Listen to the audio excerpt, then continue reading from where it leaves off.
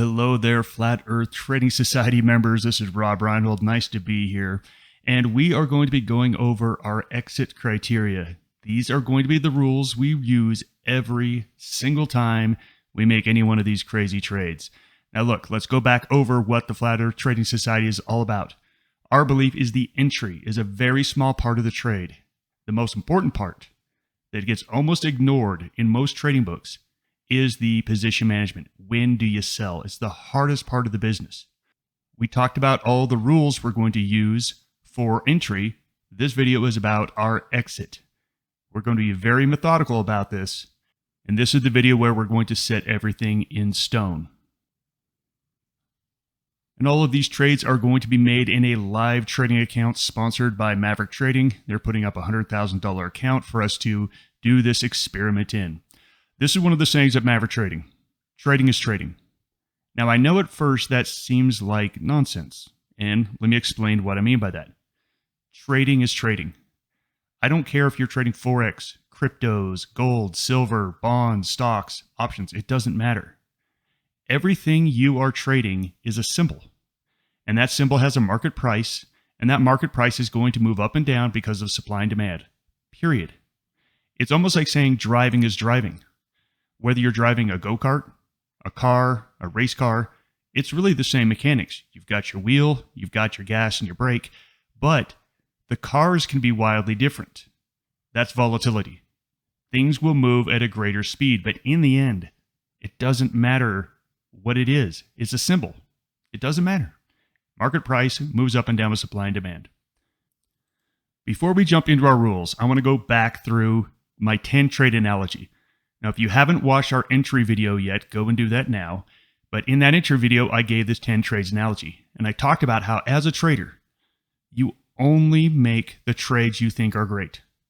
And the trades you think are great, you've researched them, you've looked into them, you've spent a lot of time and energy. So when you make these trades, you think they're all going to be good. Here's the problem. Some of them are just going to be bad. Probably about 4 out of 10 are going to be just bad. Now, here's something I bet no one has ever said to you before. The more time and effort you put into the entry, you've now invested time, energy, you are much less likely to walk away from those trades when they go bad. That's a crazy thing to think about.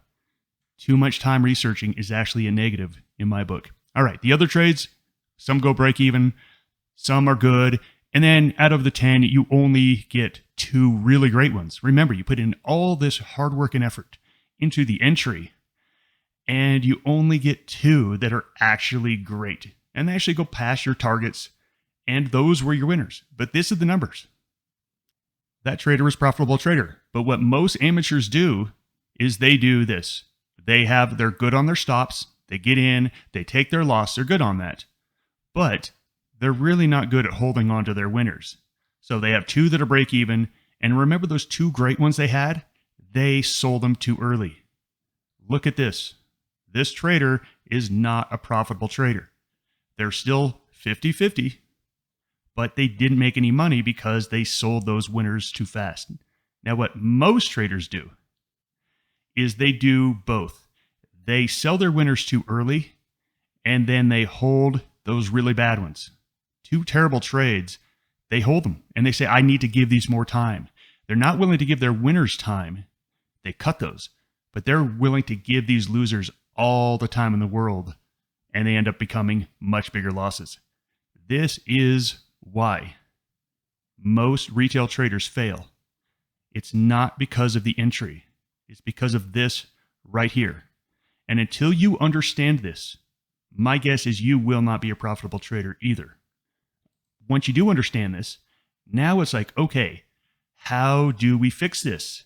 How do we fix this? Now look, we're not saying that the entry doesn't matter in trading. It does matter. What we're saying is until you have your exits perfect, it's not that important. Let's take a look at a random distribution of trades. You guys have all seen this before. Well, if not, I'll draw it on the top, the bell curve. Remember, you're only going to be making the trades you think are the best, the ones you've researched, the ones you've looked at the charts and you've drawn the lines and you've figured out your risk rewards. You've done all this work. So the only ones you take are the ones you think are good. They're not good. This is what's going to happen. Every single person here, I don't care how good you are at technical analysis, you're going to have a distribution of trades like this. Yes, good traders that do good entry points, they will have more blue dots to the right than the left. Their win-loss will be bigger, but they're still going to have a bunch of losers, and some of those losers are going to be terrible, terrible losers. So, look, we could have random distributions. We might have something like this. Look, this is still the bell curve. And this is exactly what's going to happen, is we're going to have some sort of distribution, but we will always have the trades on the far left and the far right. We will always have those. Now, we're going to show that you don't even have to have skill to get the ones on the far right, because we're not using any skill, but we're going to show you still get some of the greatest trades you've ever seen. It wasn't because of skill. It was just a random distribution of trades. So let's talk about fixing this. Okay, here's our distribution.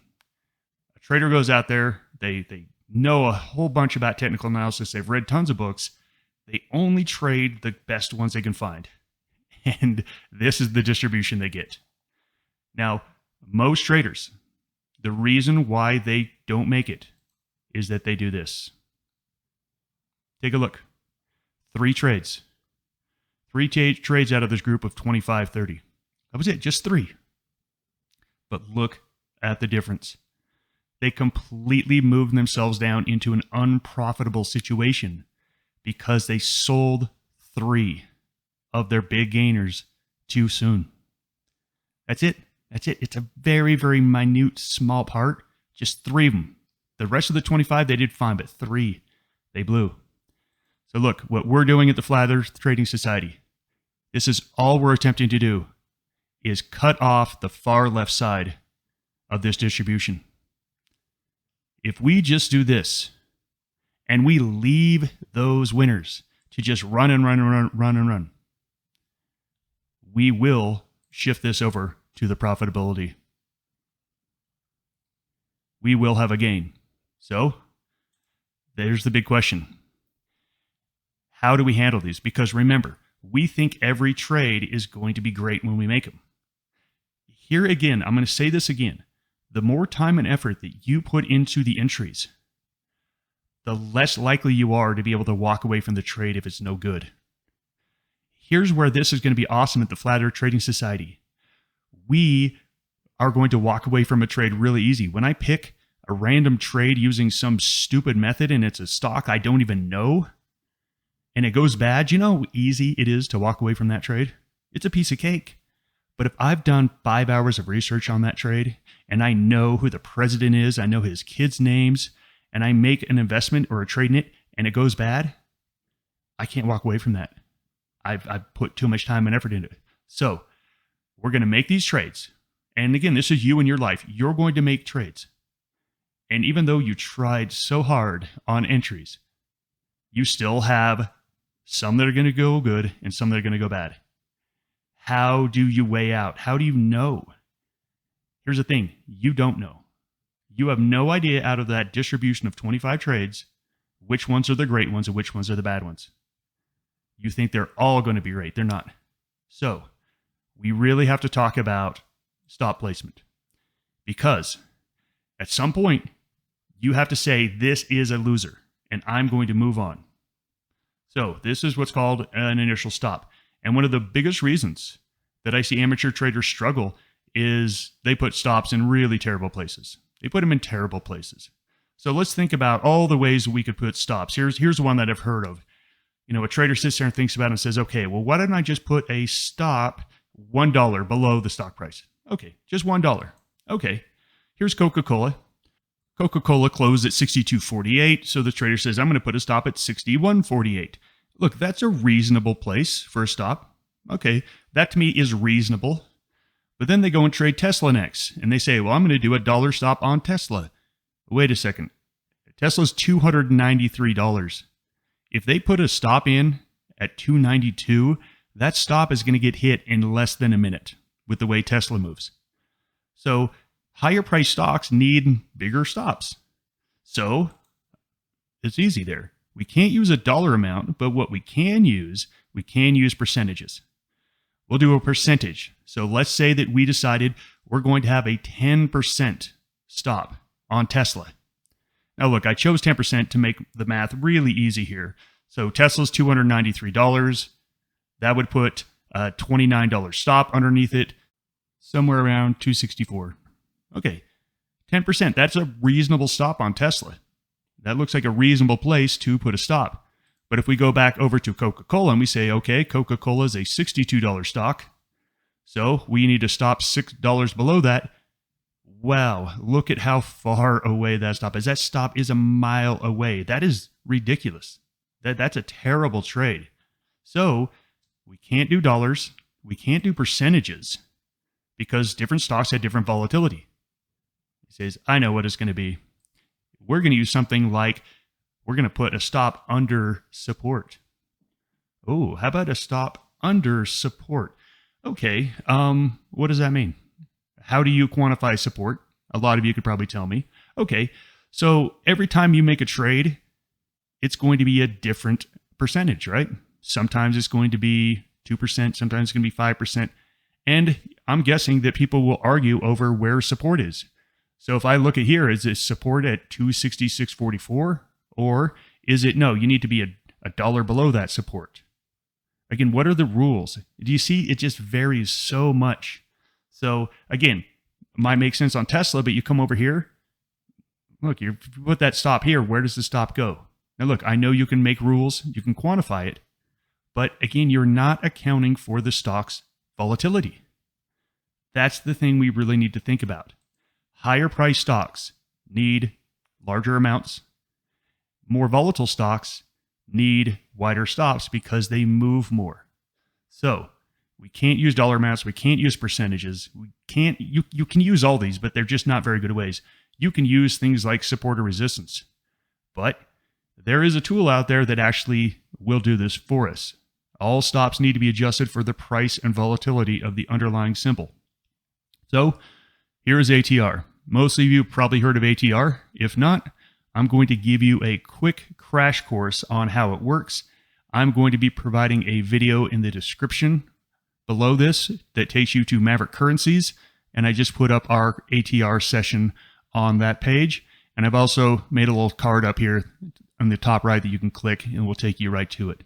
But basically, it measures the range, or it measures the size of the candles. Now just think about it. A less volatile stock will have smaller candles because it doesn't move very much between its high and low of the day. A very volatile stock will have large candles. Or a stock that just experienced some news is going to have much larger candles than it did in the past, and that's going to get measured by ATR. And ATR basically tells you how much it's moved in any given period of time. So we're going to use a 14-period ATR. It's going to take the last 14 days and say over the last 14 days, it will tell you this is the average movement in a day over the last 14 days. And as I said, it's going to change. When volatility changes, that number is going to get bigger or smaller. It's going to give us the percentage that it moves per day. So ATR does everything we need for us. It adjusts for the price of the stock. And let's take a look at it right here, because this stock months and months ago was an $80 stock, and it had an ATR of 275. But then the stock went up substantially. Now it's a $248 stock, and the ATR is 1142. So again, it adjusts for price movement, and then it also adjusts for volatility. So here are two very nearly identically priced currencies. We got the CAD Swiss franc on the left, Aussie dollar on the right. They're both right around 72.5 cents. The ATR on the CAD Swiss franc is only 46 pips. So it says, okay, CAD Swiss franc moves on average about 0.63% every day. Aussie dollar moves 0.93% every day. It moves faster. It moves more. It is a more volatile symbol than CAD Swiss franc. Now look, that's right now, but there might be some news comes out on the Canadian dollar that causes the Canadian dollar to become very volatile. And guess what? ATR is going to pick that up. So it measures price, it measures volatility, It is by far the best method to use when looking to apply stop placement. Let's say that we did our first random trade and we came up with Boeing. This is the Boeing chart here, and I've added in the ATR down below. It's very, very simple. Just simply look at where the ATR is. It's 5.57. It tells you right here. Or you could do an estimate looking over here, but look, it tells you 5.57. So here's a question. Is one ATR enough? Or should we have 8 ATR? Like, ATR is cool, but how many ATRs do you want? Well, here is our first rule. 2 ATRs. Now we are going to be setting a trailing stop. I'm pretty sure everyone knows what a trailing stop is, but if you don't know, here's a little crash course on trailing stop. Let's say the stock we enter is a $50 stock. And let's say that I wanted to make a $1 trailing stop. So it simply takes the current price and says, I'm going to put a stop at $49. Now what that means is that if that stock ever goes anywhere below $49, it automatically gets you out. Automatically. If the stock rises to $50.01, your trailing stop adjusts to $49.01. If your stock goes up to $50.10, your stop is adjusted up to $49.10. Now this stop will never go down. It never goes lower, but it will trail it up. And as long as this thing never pulls back $1, guess what? Your trailing stop is going to be following it. And let's just say at $55, it finally goes all the way down to $54. At that moment, you will be stopped out. Automatically, you don't even have to be there or watching it. It just automatically happens. So, 2 ATR. Now, people are going to say, okay, why 2 ATR? Well, let me ask you a question. And I just want to show you like just the different mindsets between how a lot of the new books and the amateur stuff tells you how to do stops. How would you like to know the statistical odds of being stopped out in the trade you're currently in? How would you like to know that, wouldn't it be nice to know that you have a 50% chance of being stopped out today? Would that change where you put your stop? How would you like to know the statistical odds of being stopped out this week?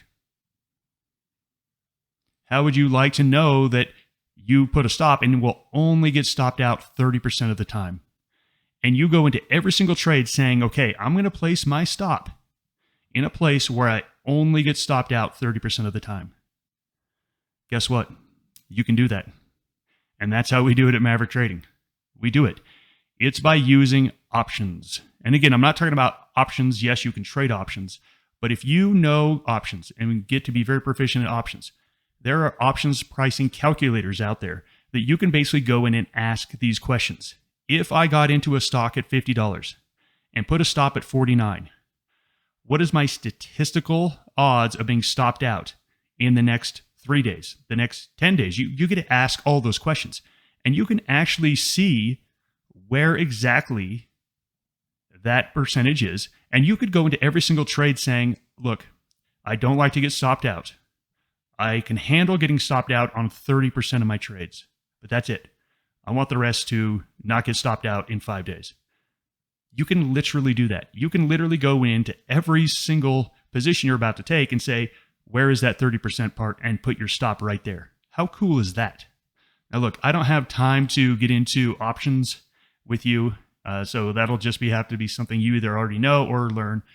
But we actually really talked about this at one of our trader summits. And we used to have our trader summits at the Chicago Board of Options Exchange. It was awesome. We always went down on the floor after the trading day was done. They rebooted the computers and we traded in the pit. It was really cool. Sadly, the CBOE closed in 2020 and they no longer have an active live trading floor. So it's really sad that we don't get to do that anymore. Always very fun. So in one of our summits, we talked about exactly what I'm talking here with you today. And we took 2 stocks. Now, look, we did this on a bunch of stocks, but these are the 2 we ran the numbers on in front of our traders. We took one stock XLV and one RAX. Now, we chose these because they were exactly the same price. They were both $47.74 when we ran these numbers. However, look at the difference in volatility. XLV had a beta of 0.68 and ATR of 50 cents. Rackspace had a beta of 1.4 and an ATR of 157. And so we asked the question, what are the odds of getting stopped out in the next 5 days if you used a 1 ATR stop? Well, options pricing calculators will tell you very quickly what it is. And we ran this on hundreds and hundreds of stocks, and it was always around 65%. So, using a 1 ATR stop, you will get stopped out 65% of the time in the first 5 days of your trade. Now look, I have no idea what will happen to your next trade. No idea. But I know if you make 100 trades, I know you're going to get stopped out on about 65 of them in the next 5 days. So that's a little tight. So 1 ATR, we're like, I don't like that. So we said, okay, what about if we used 1.5 ATR? So a little bit wider stop, give it a little bit more room. Well, that came in at about 50%. So 50% of the time you will get stopped out. Now, if that says, I don't like that. I need a little bit more room, which we like. We come down here to the question of what are the odds of getting stopped out using a 2 ATR stop, and it's right around 35%. So if you use a 2 ATR stop, then it's 35% of the time you're going to get stopped out in the first 5 days of your trade. Isn't that cool to know that? Yes, that is where you really get some power in stop placement and know exactly where you need to go. So going back to what we're trying to accomplish here at the Flat Earth Trading Society, we know that using random methods, we're going to get a distribution that's very close to the bell curve. Very close. Now, here is, again, the fallacy. Just think of all the time and effort you've spent on the entry, and you still got a bell curve-like return of distribution of trades. You've frankly wasted a lot of time. Look, I've wasted a ton of time on the entries. You put very little focus on your trade management.